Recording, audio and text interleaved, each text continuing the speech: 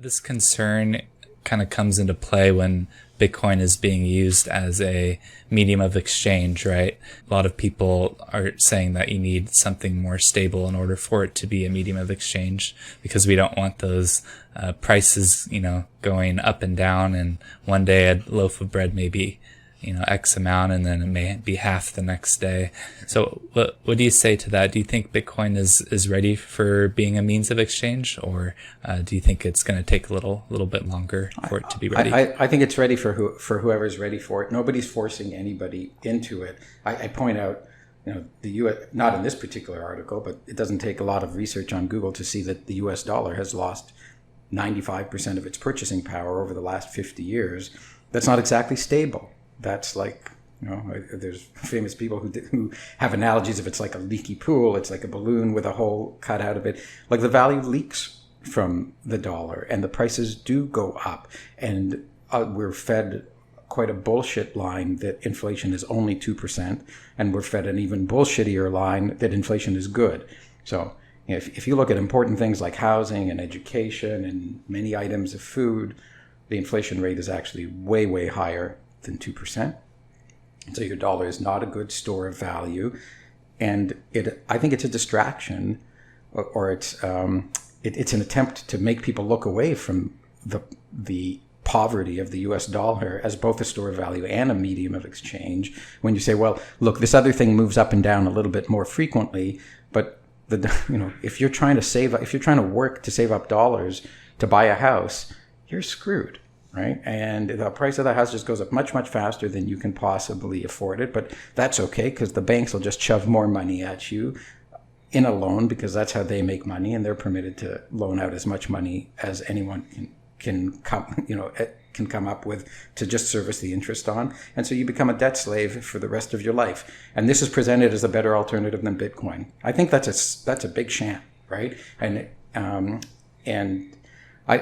I don't know that I have to really make much of a case to defend it, but it's for the person who says honestly, because I think many of these critics are very dishonest people. They're paid by the fiat system. They're fiat economists working in fiat jobs for universities, and they're the ones who are feeding us this completely illogical line that it's good for us, that our savings are destroyed, and that our money buys less and less each year, and they tell us that that's good for us. Only a fool would believe that, and only a fool would state that. So I don't think that those people are honest, because they're probably not that foolish. But I think for people who have been mesmerized and grown up in it all their lives and don't see that there's another way, and so they are genuinely tricked by these arguments, my response to them is, take a deep breath, open your eyes, take a look. Wouldn't you prefer if your money had more and more purchasing power over time if you used it? Wouldn't it be a better world if the price of a house for you today was the same as what it was for your parents and will be the same for your children? Otherwise, we end up in a world where, for people who are just entering the housing market today, a house is unaffordable. And imagine what it'll be like for your kids. So we just have, that's an unstable system, right? That's an unsustainable, unstable system. So don't tell me that Bitcoin lacks stability when you're arguing from a position of this incredibly unstable system that requires constant intervention and flooding. And for anyone who studies it closely realizes, well, the beneficiaries of all of this intervention is the ruling class, the wealthy class, the cantillionaire class, as they're called. And it all comes at the expense of the middle class and the working class. So Bitcoin's stable, and it's choosable by honest, hardworking people. And that's why the dishonest critics are freaking out, because they're losing their control over their slaves. And too bad for them, because they don't have any right to enslave anybody. You bring up some good points there. CPI is definitely I call it a straight up scam. They're trying to tell you that you're losing about 2 to 5% a year in fiat, right? But you're really, if you look at the money supply, right, it's gone up 30-40% a year. So that's the real inflation, and right. People are losing value over time with fiat for sure. So do you think Bitcoin's price in terms of fiat will get more stable over time as it gets adopted and more money gets in it? No, fiat is going to zero, so it will not be stable, right? Fiat is garbage, and it is corrupted, and we are in it, and it is potentially in its death throes right now. So no, it won't be stable. What will happen is the price of goods, as priced in Bitcoin, will continue to drop.